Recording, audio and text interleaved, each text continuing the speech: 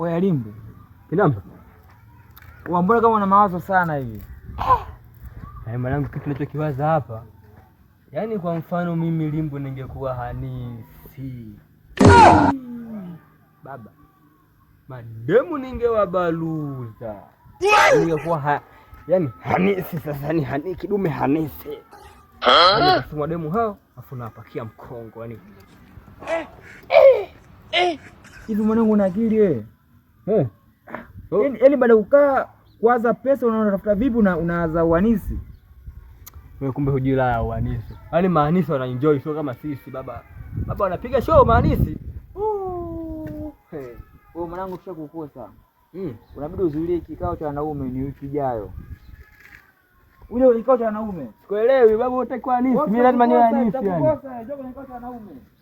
Wewe ndio mdogo mshamba. Mimi kwa nakonaga wa maana Kindamba kumbe hamna akili. Kindamba. Ana kwenye kikao cha wanaume unahudhuria na kasiti ya mbele afu utakuwa Hanisi. Bala kweli wewe.